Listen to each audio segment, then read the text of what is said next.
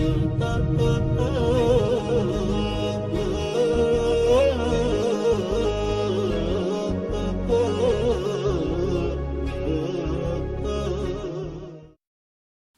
بالله من الشيطان الرجيم بسم الله الرحمن الرحيم وصلى الله وسلم وبارك على سيدنا محمد وعلى آله وأصحابه أجمعين. Nous voilà donc à la fin de cette deuxième séquence que j'ai intitulée la période mécoise. Ici, nous allons progressivement nous orienter vers cette préparation à une émigration. Alors, je vous rappelle le contexte. Nos amis, nos frères, nos sœurs, compagnons sont persécutés pour certains, notamment les plus faibles, les plus fragiles. Et le prophète sallallahu alayhi wa sallam, face à cette situation, impuissant, il passait parfois devant des personnes qui étaient attachées, qui étaient torturées et ne pouvait que leur conseiller de patienter, mais ne pouvait pas agir, bien qu'ils étaient déjà quelques compagnons, qui avaient mais c'était mettre en danger le futur de l'islam. Donc c'était un moment qui était très dur pour les compagnons, notamment ceux qui avaient la force et qui avaient le pouvoir de se protéger, de voir leurs frères torturés. Donc la première émigration dont on entend parler, le prophète sallallahu alayhi wa sallam va encourager les personnes les plus fragiles, n'ayant pas de protecteur, va les encourager à aller en Abyssinie, où gouverne un souverain juste, dans le royaume duquel nul n'est opprimé. C'est ainsi qu'il va le décrire. Donc cette occasion de première émigration va être saisie par quelques compagnons, donc un petit groupe de personnes qui va partir en secret et qui va s'installer là-bas pendant un certain temps. Et parallèlement, ceux qui vont rester, notamment liés au fait que cet accueil en Abyssinie va ternir l'image de la Mecque, qui a toujours été perçue comme tolérante et qui là va apparaître dans son intolérance totale.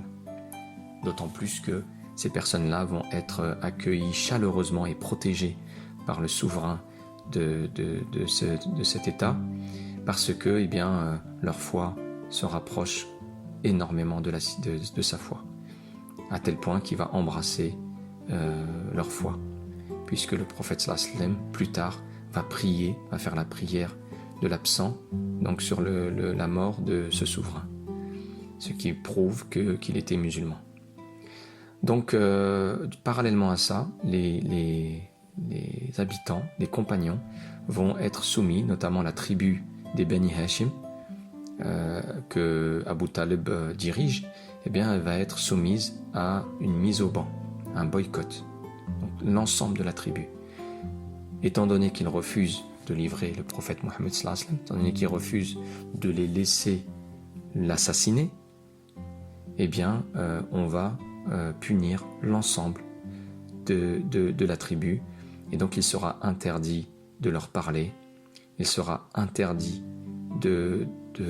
d'organiser des mariages avec leur tribu, il sera interdit de commercer avec eux, et donc ça va les faire rentrer progressivement et durant 3 années dans une période de famine, une période de difficulté, une période de faim, au point qu'on raconte que certains mangeaient des racines, mangeaient ce qu'ils trouvaient.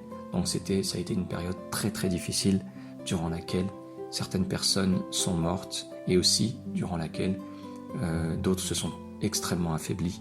Et on va voir qu'à la sortie de cette mise au ban des Bani Hashim, on va avoir ce qu'on appelle l'année de la tristesse, dont on va parler par la suite, liée à la mort de 2 personnes. Alors, cette mise au ban a été notifiée sur un parchemin. Donc voilà, toutes les autres tribus étaient d'accord. Sous l'influence de Abu Jahl, on écrit tous les boycotts, la raison, etc. sur ce parchemin qu'on accroche à l'intérieur de la Kaaba. Et ce parchemin, il va se passer quelque chose d'extraordinaire, vous allez le voir. Mais avant cela, il faut vous parler d'une stratégie qui s'est mise en place par certains musulmans convertis en secret, ils ont commencé à parler avec d'autres tribus en disant que cette mise au ban était injuste. Comment peut-on faire subir cela à des Arabes de notre propre ville? Que vont dire les autres de nous, les autres villes, les autres cités? Et donc, ils commencent à faire naître un mécontentement. Et quand ils s'assurent que l'opinion publique est, acquise, eh bien là, ils provoquent un événement devant la Kaaba où ils se rassemblent, Abu Jahl et d'autres, voyant cette manifestation, tout le monde accourt. Et là, une personne qui dit « on ne peut pas continuer de boycotter nos frères ».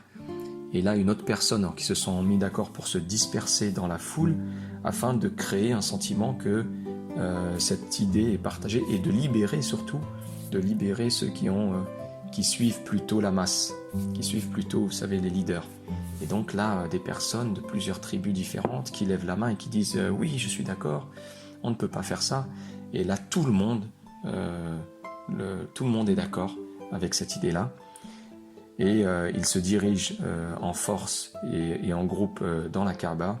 Et là, ils arrivent devant un miracle. C'est ce parchemin qui est mangé, qui est rongé, qui a été mangé par les mythes et sur lequel ne subsiste que le nom d'Allah et Mohammed sallallahu alayhi wa sallam. Donc là, pour eux, c'est un signe. Et rappelez-vous qu'on accorde à la maison une sacralité particulière, même si on ne sait pas comment l'expliquer à cette époque. Et donc, pour eux, c'est un signe. Donc là, le boycott prend fin, la mise au ban prend fin. Mais comme je vous l'ai dit, on entre dans une année, très probablement, l'année la plus difficile pour le prophète sallallahu alayhi wa sallam. Une année durant laquelle l'oncle du prophète sallallahu alayhi wa sallam, Abu Talib, est mort. Et année durant laquelle Khadija, son épouse, soutien de toujours, est morte aussi. Radiyallahu anha wa rahimaha Allah. Donc, sachons que la mort d'Abu Talib sera bien plus dure. On peut être curieux, mais elle sera bien plus dure pour le prophète sallallahu alayhi wa sallam que la mort de notre mère Khadija. En ce qui concerne notre mère Khadija, eh bien, alhamdoulilah, il s'agit d'une séparation provisoire, puisqu'il s'agit là d'une reine du paradis, d'une femme complète du paradis. Donc le prophète sallallahu alayhi wa sallam peut patienter cette séparation. Mais Abu Talib, il mourra sans être musulman. Et là, pour le prophète sallallahu alayhi wa sallam, ça a été un coup dur. Et ça a été une grande leçon aussi. Comme quoi, parfois, imaginez le prophète sallallahu alayhi wa sallam, qui d'autre que lui peut mieux présenter le message de l'islam, par son comportement, par ses paroles, par sa bonté, par ce qu'il dégage, par sa lumière. Et pourtant, de vivre auprès de lui n'a pas suffi à Abu Talib pour lui ouvrir son cœur. Et Dieu de rappeler, Laysa alayka hudahum. La guidée ne t'appartient pas, c'est pas toi qui donne la guidée, c'est Dieu. Donc ici, c'est une manière de dire qu'effectivement, on ne peut pas forcer. Si celui qui avait tous les moyens en main pour pouvoir apporter la guidée et la présenter de la meilleure manière, et tout préparer pour que cette guidée puisse se transiter ou se communiquer, eh bien, s'il n'a pas réussi, entre guillemets, à convaincre son oncle Abu Talib, alors sachez que c'est une réalité pour tout le monde.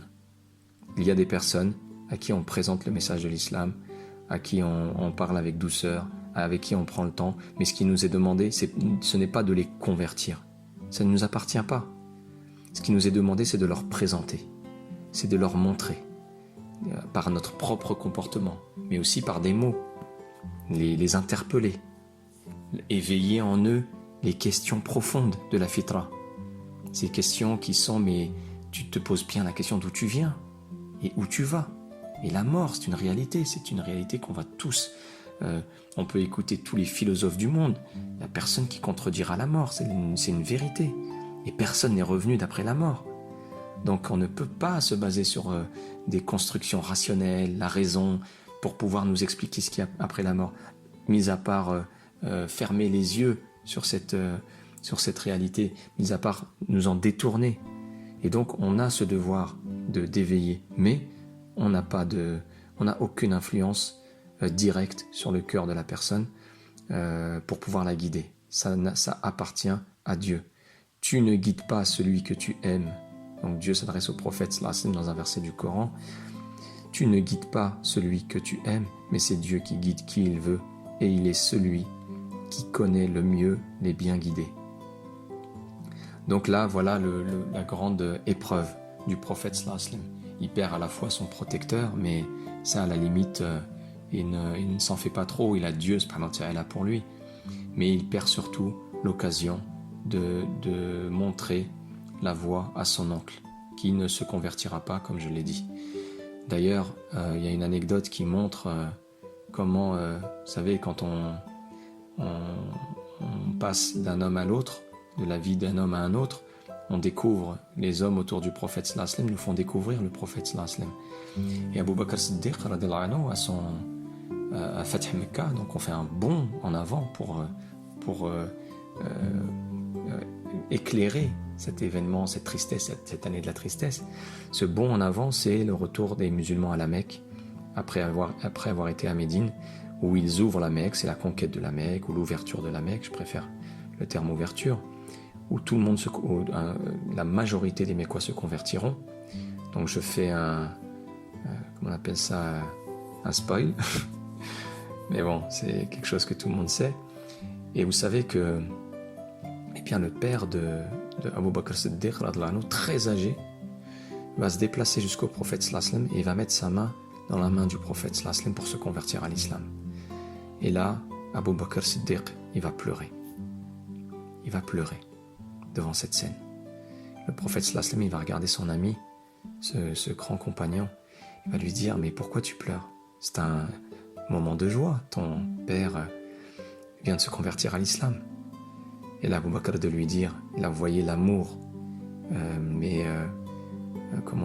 sans prix de ses compagnons pour le prophète sallallahu alayhi wa sallam. Il va lui dire, j'aurais aimé, j'aurais préféré que cette main qui se pose dans ta main soit celle d'Abu Talib, parce que je sais que ça t'aurait rendu heureux. Donc, subhanallah, cette pudeur d'Abu Bakr Siddiq, sur sa propre joie, l'homme en qui son propre père, donc à qui il accorde une grande importance, le plus proche de lui, se convertit à l'islam.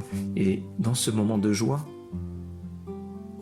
il se rappelle de la joie dont le prophète sallallahu alayhi wa sallam a été privé. Cette joie que son oncle puisse entrer en islam, qui s'est transformée en tristesse profonde. Donc c'était un rappel sur cet amour à la fois que les compagnons portaient au prophète sallallahu alayhi wa sallam, mais aussi sur l'ampleur de la tristesse qu'a vécu cette année le prophète sallallahu alayhi wa sallam. Je vous ai rappelé le fait qu'il y avait quatre femmes qui étaient au décès de Khadija, donc 4 femmes qui étaient considérées comme des femmes complètes. Le hadith c'est celui-ci. Savez-vous ce que c'est? Donc il a marqué le sol 4 fois, le prophète sallallahu alayhi wa sallam, et il demande à ses compagnons, savez-vous ce que c'est? Dieu et son messager le savent le mieux, lui répondent les compagnons. Il répond, les meilleures femmes des gens du paradis, qui sont Khadija bint Khuwaylid, Fatima bint Muhammad, Asiya bint Muzahim, femme de Pharaon, et Maryam bint Imran, que Dieu les agrée toutes, rapporté par l'imam Ahmed et authentique. Donc ici, voilà pour l'année de la tristesse. Donc durant cette année, le prophète sallallahu alayhi wa sallam est conscient qu'il faut trouver un nouveau lieu d'accueil pour sa communauté, un lieu plus hospitalier.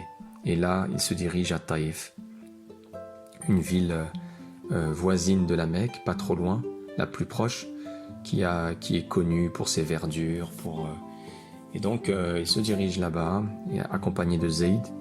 Et là, comme je vous le disais dans un épisode précédent, ils sont chassés par des jets de pierre, par les marginaux, par les enfants. Donc, on excite ces personnes-là pour chasser. On était prévenus. On était prévenus qu'un prophète allait venir semer la zizanie, entre guillemets, dans leur ville. Donc ils ont préparé un comité d'accueil, comme on pourrait dire. Alors là, le prophète sallallahu alayhi wa sallam quitte, sort de Taïf, les pieds en sang, avec son compagnon Zayd, et là il se réfugie dans un jardin d'un riche propriétaire, un peu plus à l'extérieur de Taïf. Et là, le prophète sallallahu alayhi wa sallam se tourne vers Dieu subhanahu wa ta'ala, et il va faire cette invocation. Une invocation qui va devenir très célèbre et que j'invite à chacune et chacun de méditer. Je vais vous la donner en français, bien entendu. Seigneur, je me plains auprès de toi de ma faiblesse, de mon impuissance et du mépris des gens pour moi. Ô toi, le plus clément des cléments, tu es le Seigneur des jugés faibles, tu es mon Seigneur. À qui me confies-tu ? À un étranger hostile ou à un ennemi qui serait mon maître ? Tout cela importe peu, tant que je ne m'attire pas ta colère, car pour moi, ta faveur est plus vaste que tout. Je cherche refuge auprès de ta lumière. Je cherche refuge auprès de la lumière de ton visage, par laquelle les ténèbres brillent et par laquelle les affaires de ce monde et celles de la vie dernière marchent bien. Contre toute décharge de ta colère sur moi, c'est toi que l'on doit satisfaire jusqu'à ce que tu sois satisfait. Il n'y a de force ni de puissance en dehors de toi. Voilà donc cette profondeur dans la relation que le prophète sallallahu alayhi wa sallam a avec Dieu subhanahu wa ta'ala. On voit ici, avec les années qui passent, cette profondeur qui grandit, ce lien entre Dieu et son prophète sallallahu alayhi wa sallam qui grandit, et on voit comment le prophète sallallahu alayhi wa sallam se fiche des épreuves, se fiche des difficultés, se fiche d'être rejeté par le monde entier. Si et seulement si son Créateur reste satisfait de lui, si et seulement si son Créateur n'est pas en colère contre lui, si et seulement si il reste dans les faveurs du Tout-Puissant, du Tout-Miséricordieux. Et ça, c'est une leçon pour nous aujourd'hui. Si nous étions le dernier musulman dans ce monde, et que le monde entier était contre nous, que le monde entier nous raillerait, que le monde entier se moquerait de nous, eh bien, on pourrait rester, grâce à ce lien avec Dieu subhanahu wa ta'ala, dans le meilleur des partis. On est dans le meilleur. Hasbi Allah wa ni'mal wakil. On est dans le meilleur parti. Donc, suite à ça, le prophète sallallahu alayhi wa sallam revient à la Mecque. Et sur son retour de la Mecque, il y a un événement qui mérite d'être mentionné. Eh bien, une révélation lui est faite. Il demande à son compagnon de le laisser un moment seul sur le chemin. Et là, il récite le Coran.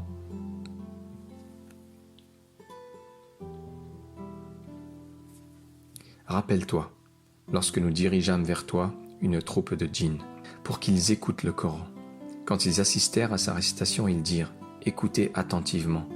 Puis, quand ce fut terminé, ils retournèrent à leur peuple en avertisseurs. Subhanallah, ces versets qu'on retrouve dans Surat al-Jinn, eh bien, nous informent d'une nouvelle espèce, de l'existence d'une autre espèce, à côté des hommes et des femmes, que sont les djinns. Cette nouvelle espèce, cette nouvelle créature, eh bien, comme nous, sera jugée le jour du jugement dernier. Comme nous, est soumis à l'épreuve, et comme nous, a reçu des envoyés et des prophètes. Ici, le prophète qui leur est destiné aussi, c'est Mohammed sallallahu alayhi wa sallam. Car en tant que dernier prophète, eh bien, son message s'adresse à l'ensemble de l'univers. Et sachez que ces djinns-là, eh bien, ces premiers djinns qui l'ont entendu sont des compagnons du prophète sallallahu alayhi wa sallam, qui ont entendu de sa bouche le Coran. Et regardons la foi, la piété, la pureté de nos frères djinns. Oui, nos frères djinns, ces compagnons-là, subhanallah, à peine ils entendent ces quelques versets, ils retournèrent à leur peuple en avertisseurs. Regardez cette sincérité. Et d'ailleurs, Dieu, il en parle pour nous rendre, pour nous pousser à la compétition saine.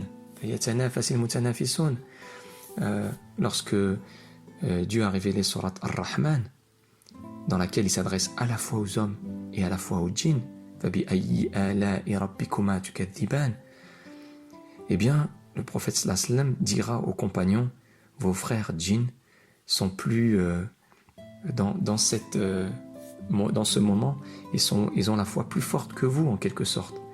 Parce qu'à chaque fois que Dieu, quand je récite, on arrive à Fabi Ayi Ala Rabbikuma Tukadiban, donc lequel des deux signes, ou lequel des signes allez-vous, renier de votre Seigneur. Et là, dans la formule grammaticale en arabe, on voit qu'il parle de deux, votre Seigneur. En français, on n'a pas cette nuance, mais en arabe, Rabbikuma.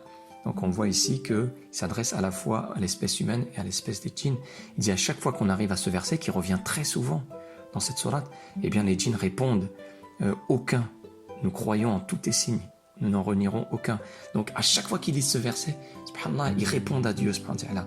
Donc le prophète sallallahu alayhi wa sallam, quelque part en train de dire, des deux espèces, l'espèce des djinns, elle a eu un surplus sur vous. Elle a eu. Donc de considérer les djinns musulmans comme nos frères et d'entrer en compétition avec eux pour être dans cette attitude de plaire à Dieu subhanahu wa ta'ala, nous n'avons qu'un Seigneur, nous n'avons qu'un Dieu. Dieu a de nombreuses créatures. Donc on doit s'attacher à Dieu subhanahu wa ta'ala, on doit s'attacher à lui et on doit lui faire savoir qu'on n'a personne d'autre que lui, pour pouvoir recevoir sa miséricorde, recevoir ses bienfaits. أقول قولي هذا أستغفر الله والسلام عليكم ورحمة الله وبركاته.